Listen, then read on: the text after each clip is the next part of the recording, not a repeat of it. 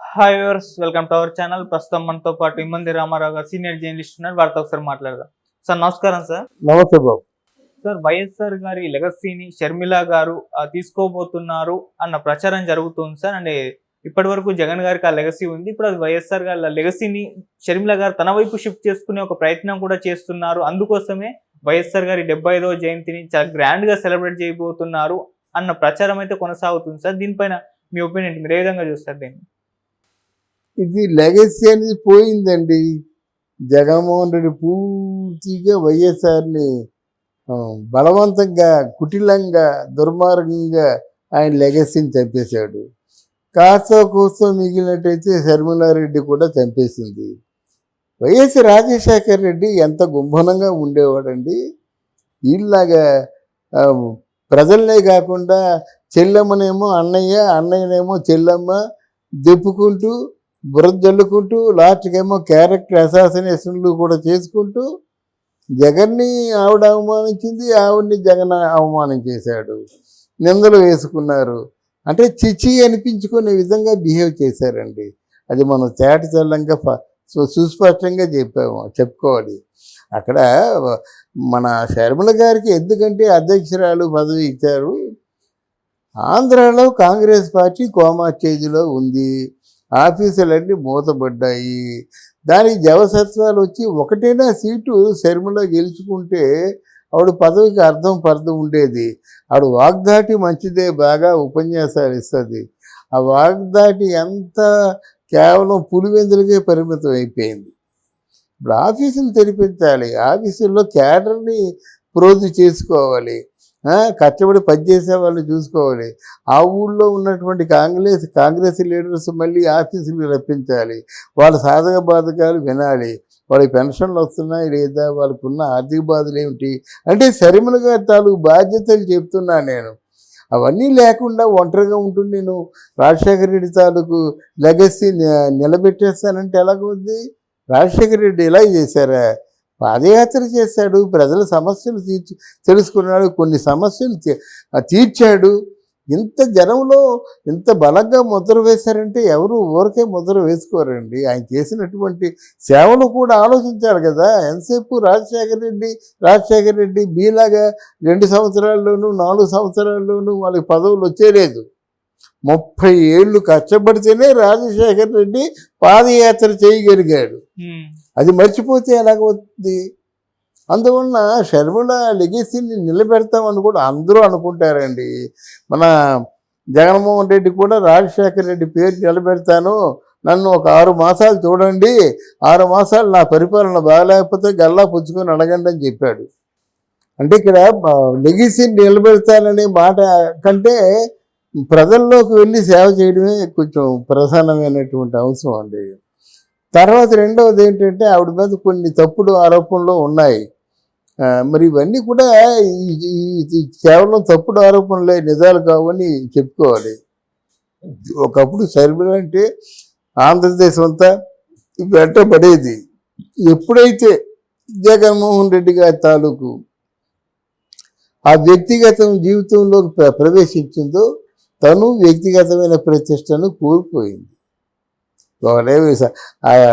అది ఇడుపులపై అక్కడ ఉంది కదా, సమాధి ఉంది కదా, అక్కడ ఏమైనా ప్రమాణం చేసుకుంటే ప్రజలకు అంకితం అయ్యి పనిచేస్తాం అని ప్రమాణకం చేసుకోవాలి. నాకు గొప్ప పేద తారతమ్యం లేదు, ముఖ్యంగా పేద ప్రజల్ని బాగా చూసుకుంటానని ఇట్లాంటి ప్రమాణకాలు చేసుకొని ఎంతో నిర్వీర్యం అయిపోయి, నిస్తేజం అయిపోయి, అలాగా కాంగ్రెస్లో ఉన్న వృద్ధుల్ని అందరినీ కలుపుకొని పోవాలి. కాంగ్రెస్ అంటే ఇంట్రెస్ట్ వచ్చేలాగా చేయాలన్నమాట.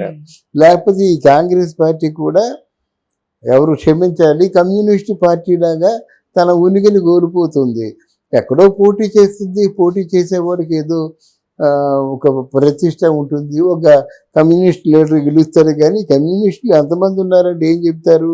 ఇవి సౌత్ ఇండియాలో కమ్యూనిస్ట్ రాష్ట్రాలే లేవు, కేరళ తప్ప. కేరళ కొంతవరకు ఉంది, కొన్ని ప్రాంతాల్లో ఉండదు, బెంగాల్ అట్లాంటి ప్రాంతాల్లో. బట్ ఏదేమైనప్పుడు కూడా లెగసీని నిలబెడతానని మాటలు కాకుండా చేతల్లో చూపిస్తే బాగుంటుంది. ఓకే సార్, ఇప్పుడు మరి 75వ జయంతి వైఎస్ఆర్ గారు దాన్ని చాలా గ్రాండ్ గా చేస్తున్నారు కదా. దీనికి సోనియా గాంధీ గారు, ఖార్గే గారు, రాహుల్ గాంధీ గారు, ఇటువైపు నుంచి భట్టి గారు అండ్ రేవంత్ గారు కూడా రాబోతున్నారు అని చెప్పేసి వార్తలు అయితే వినిపిస్తున్నాయి. వీళ్ళందరికీ ఇన్విటేషన్ కూడా షర్మిల గారు ఇవ్వడం జరిగింది. మరి ఇంత గ్రాండ్ గా చేయడం ఏమో షర్మిల గారు ఏ విధంగా ఏమో ఈ గ్రాండ్గా చేసేలోగా జగన్మోహన్ రెడ్డి కాంగ్రెస్ పార్టీలో తన పార్టీని విలీనం చేసేస్తాడేమో కూడా ఒక అనుమానమే. అయితే విలీనం చేస్తే మెడ మీద కత్తి ఉంటుంది. విలీనం చేసిన వెంటనే ఆ జైలుకి వెళ్ళిపోతాడు. ఒకవేళ కాంగ్రెస్ పార్టీ జైలుకి వెళ్లకుండా ఆదుకుంటామని ఏదో మాట చెప్పినట్టయితే వాళ్ళకి ఆదుకునే శక్తి వాళ్ళ చేతుల్లో లేదు కదా.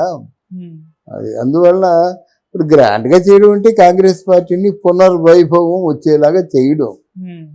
చేసినట్టయితే దానికి తగ్గట్టుగా నిజంగా ఎంత మంచి వాళ్ళు పక్కన ఉన్నారండి. షర్మిల పక్కని ఆయన ఎవరు ఆయన పేరు కేవీపీ రామచంద్రరావు గారు, రఘువీరారెడ్డి, తులసిరెడ్డి, ఆ పాత వాళ్ళందరూ పక్కనుండి పాపం అహర్నిశలు షర్మిల గారు వెనకన ఉన్నారు కదా. ఎప్పుడైతే అన్నా చెల్లెళ్ళ గొడవ ఈ పక్కనే సునీత వచ్చిందో పక్కనే వీళ్ళందరూ దిగిపోయారు అన్నమాట. ఇది కుటుంబ వ్యవహారం. మన కుటుంబ వ్యవహారంలో పార్టీని చేర్చకూడదు కదా. కాంగ్రెస్ పార్టీ మీ కుటుంబంలో ఉన్న లొసుగులు ఏమిటని అడగలేదు కదా.